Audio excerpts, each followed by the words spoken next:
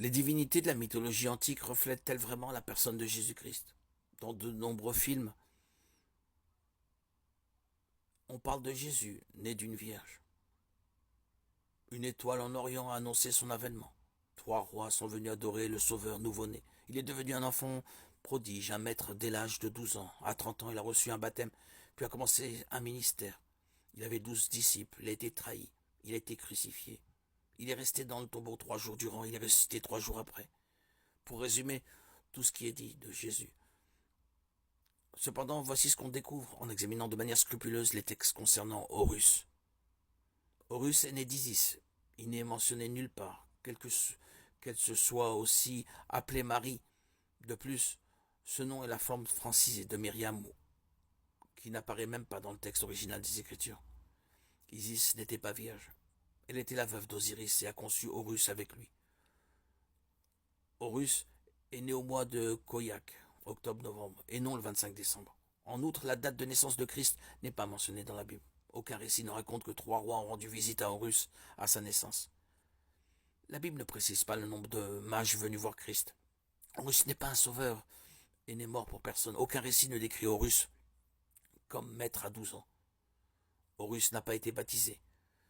Dans le seul récit d'Horus, où il est question d'eau, il a été taillé en pièces, et Isis a demandé au dieu crocodile de faire ressortir du fleuve tous les fragments de son corps. Horus n'a pas exercé de ministère, ni n'a eu 12 disciples selon les récits le concernant. Il était accompagné de 4 demi-dieux, et certaines sources font également état de 16 humains qui le suivaient comme d'un nombre indéfini de forgerons combattant à ses côtés. Il n'existe aucun récit de la trahison d'Horus par un ami. Horus n'est pas mort crucifié.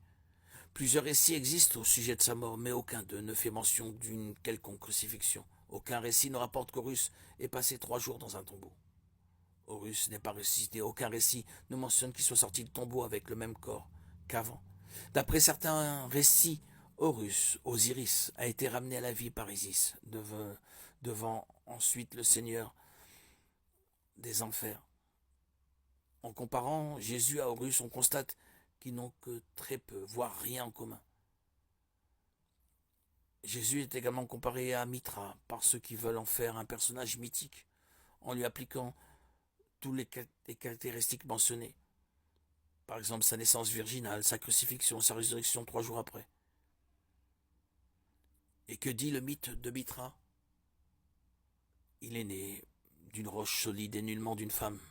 Il s'est battu contre le soleil, puis contre un taureau primitif. Leur lutte était censée être à l'origine de la création. Mithra a tué le taureau, devenu le sol sur lequel est apparue la race humaine. La naissance de Mithra a été célébrée le 25 décembre, jour du solstice d'hiver. Aucun récit ne le décrit comme un grand maître, aucune mention n'est faite de ses 12 disciples. Cette idée vient peut-être d'une représentation murale sur laquelle on le voit entouré des 12 signes du zodiaque. Mithra n'est pas physiquement ressuscité. À l'issue de sa mission sur Terre, il a été enlevé au paradis sur un chariot bien vivant et en pleine forme. Tertullien, un des premiers auteurs chrétiens, a écrit que les adeptes du culte de Mithra reproduisaient des scènes de sa résurrection. Mais c'était bien après l'époque du Nouveau Testament, si bien que s'il s'agirait plutôt d'une imitation, ce serait plutôt le mitraïsme qui recopiait le christianisme.